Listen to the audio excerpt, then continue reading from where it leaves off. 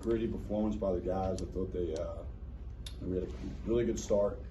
Got a little stagnant. Thought Tulane was terrific in stretches and put us on our heels. And then we got our bearings back and made some plays. I thought obviously Tristan was spectacular.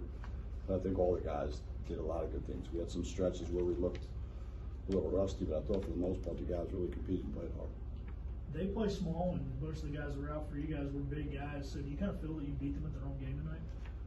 You would think they haven't been a great defensive rebounding team. Now they went after it tonight, but I do think in a game like that, Luigi and Zoe and those guys really can get some offensive rebounds. But I thought we knew we were going to have to play small. That's happened at times where we've had to play small. We played really small tonight for some stretches, but I don't know if we beat them at their own game, but we had some good stretches. Tristan's play down the stretch, I mean, what can you just say about when he's feeling it like that and you guys can kind of count on him to hit some huge shots?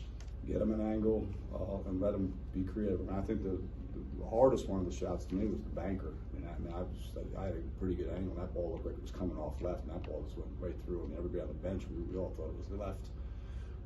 Obviously, the threes were huge. And just made some really big plays. We had some good deflections. We had some timely deflections also that got us out and got us running. But he was terrific. You guys went to his zone tonight a little more than you have in the past, and still only 6 offensive rebounds. That's not bad considering how much. One of the big one was against the zone. We had those two. I think we gave up stretch. 2 of those were against the zone. The guys did a nice job. We really got some good deflections in the zone. We had to do that to rest the guys a little bit too. I mean, I thought it slowed them down. Cook was in a little bit of a tear getting downhill off that center ball screen, so we tried to change the rhythm a little bit. Just how you draw it up coming out of a 15-day break, right? Overtime? Well, I said to our guys, we're making progress. We played 3-on-3 on Sunday. We played 4-on-4 on Monday. Played 5-on-5 on Tuesday. So we're moving in the right direction. I think they were talking about a really small lineup, not something that you would traditionally maybe have in a game, but moved the ball really well, 25 assists, all 5 starters in double digits. It's a pretty good performance. They shared the ball. We shared the ball. I thought, especially in the first half. In the second half, they adjusted the zone. We didn't get as many cuts. I thought we wore down a little bit. We didn't get as many, the first half the ball was in the paint a lot. Sometimes it wasn't successful, but we were in the paint a lot, and we had a lot more cutting. I thought in the second half we got a little stagnant. But we went 9 for 27 from 3, and my guess is probably, 23 or 24 of those were actually pretty good looks.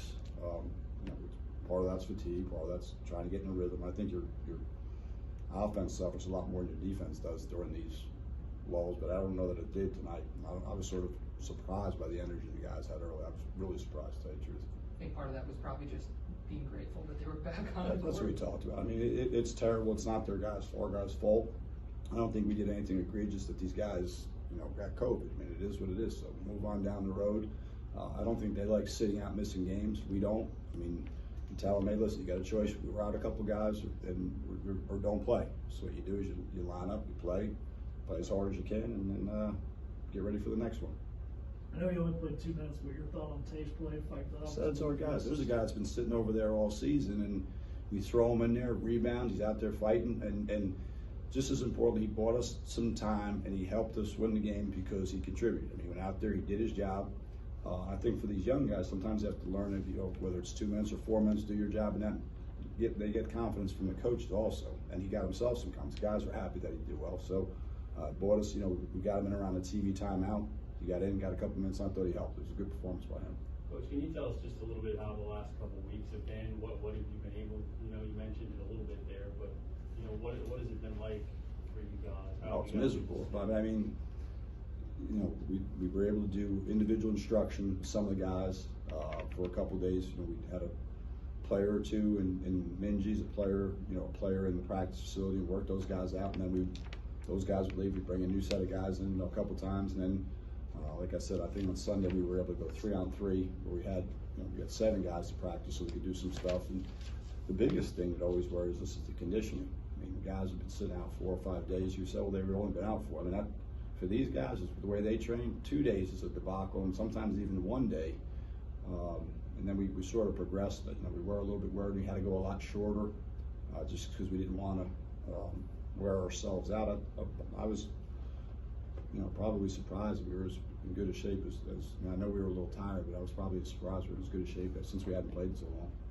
Did you ever consider using your timeouts more just for a blow more than a X's and O's? We had a lot of free throws too, so that sometimes I almost consider that a breather. Now, you know, I've gone through where we've got to the end of the game and didn't have any, and then you know, tonight I thought the last couple of minutes we were able to sub. You know, we got Tremont in for JJ a couple of times defensively and flipped it offensively, but I was also concerned that type of deal. If you use them all up, you know, if something happens late, I guess you're maybe flipping a coin.